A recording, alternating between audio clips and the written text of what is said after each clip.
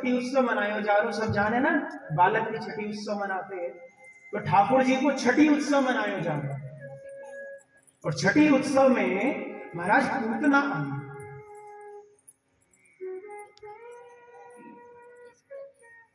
जो वसुदेव यहां से जो यशोदा के गर्भ से कन्या पैदा हुई थी, उसको लेकर मथुरा जब चले गए, उसको लेकर जो मथुरा चले गए, और जैसे ही कंस को पता चला कि 8वीं संतान उत्पन्न हो गई है, और वो कोई बालक नहीं, पुत्र नहीं, वो तो कन्या है।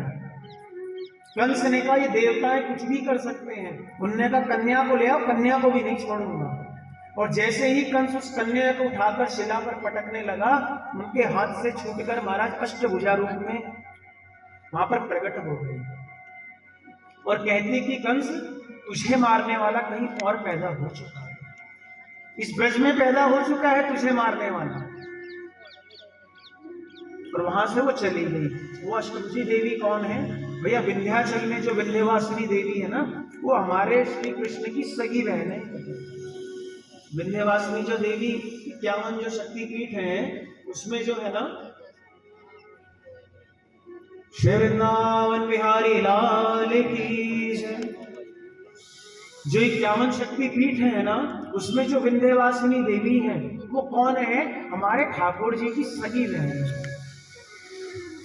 अब यहां कंस को पता चल गया कि भैया मुझे मारने वाला तो ब्रज में कहीं और पैदा हो चुका है, कहीं और पैदा हो गया है। तो अब उसने अपने सब राक्षसों से कहा भैया जाओ एक एक करके और देखो कौन सा नया बालक पैदा हुआ है, 2-4 दिन में उसको खत्म कर दो। तो सब राक्षसों से महाराज उसी सभा में एक पूतना भी बैठी थी। तो इनने कहा महाराज सबको भेजने से क्या प्रयोजन, मैं चली जाती हूँ, मेरे पास राक्षसी माया है, मैं अपने रूप को परिवर्तित कर दूंगी, और 1 हफ्ते में जितने बालक पैदा हुए हैं सबको जाके दूध पिलाऊंगी, अपने स्तनों में कालकूट विष लगा के, और दूध पिएंगे मर जाएंगे। इसी बहाने आपका जो हमारा शत्रु है वो भी खत्म हो जाएगा। कहते महाराज वो सबसे पहले ही आई नंद बाबा के भाई ठाकुर जी के समक्ष। उनके और भी तो सखा पैदा हुए कि नहीं? जो ठाकुर जी के 8 सखा है ना, वो सब ठाकुर जी से 1-1 2 दिन आगे पीछे ही पैदा हुए सारे। अब भैया सबके घर पहले पूछ जाती पूतना, तो ठाकुर जी के सखाओं को नहीं मार देती। ठाकुर जी ने ऐसी प्रेरणा करी तो सीधा ही पहले हमारे पास। अब महाराज जब ये पूतना आई गोकुल में, तो देखती है कि कितनी भीड़ लगी हुई है, कितनी भीड़ लगी है। और यहाँ जो नंद बाबा हैं वो गए हैं वार्षिक कर देने के लिए कंस को देने के लिए वार्षिक कर गए हैं। पूतना आई है महाराज, ये पहली ऐसी राक्षसी है श्रीमद् भागवत की जिसके स्वरूप का वर्णन स्वयं श्री सुखदेव जी कर रहे हैं। राक्षसी की सुंदरता का वर्णन कर रहे हैं। क्यों कर रहे हैं वे राक्षसी की सुंदरता का वर्णन?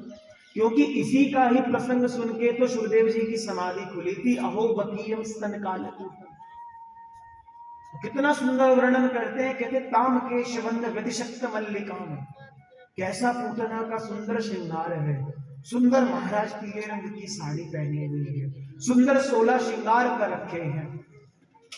ऐसा लग रहा है मानो साक्षात लक्ष्मी ही वैकुंठ से उतरकर गोकुल की गलियों में आ गई है। इतनी सुंदर वो महाराज पूतना है कि अगल बगल से जो भी उसको देखता है महाराज उसको प्रणाम करने लग जाता है। उसको यही लगता है कि मानो कि महाराज कोई इतनी सुंदर कोई अप्सरा देवी तो नहीं आ गई है। सबको यही लगता है वहां पर, ये कोई अप्सरा तो नहीं आ गई है। सबके मन में यही लगता है।